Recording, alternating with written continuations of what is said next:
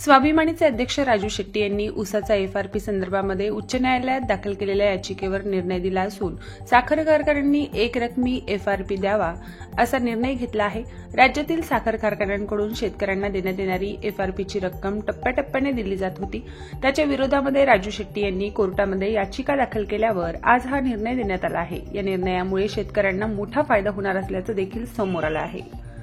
2022 मध्ये उद्धव ठाकरे यांनी एफआरपीच्या कायद्यामध्ये मोडतोड करून एफआरपी 2 टप्प्यामध्ये देण्याचा निर्णय केलेला होता। राजू शेट्टी साहेब यांनी 2022 मध्ये या निकालाच्या विरोधामध्ये मुंबई उच्च न्यायालय इथे अपील केलेली होती आणि काल 2 दिवसापूर्वी या निकाल हा शेतकऱ्यांच्या बाजूने लागला। विजय स्वाभिमानी शेतकरी संघटनेचा झाला।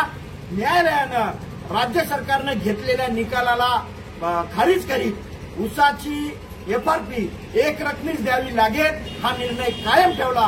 त्याबद्दल न्यायालयाचे आणि राजू शेट्टी साहेब यांनी लढलेल्या लढ्याबद्दल त्यांचे आम्ही अभिनंदन आणि धन्यवाद व्यक्त करतो।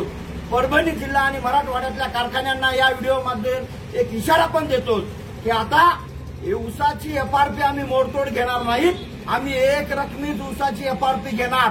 जो कारखाना ऊसाची एफआरपी एकरकमी देणार नाही त्या कारखान्याला स्वाभिमानी शेतकरी संघटनेसोबत गाठ आहे, एवढं मात्र तुम्ही ध्यानात ठेवा। प्रतिनिधी रियाज कुरेशीसह मी अबोली जोशी, DLP न्यूज परभणी।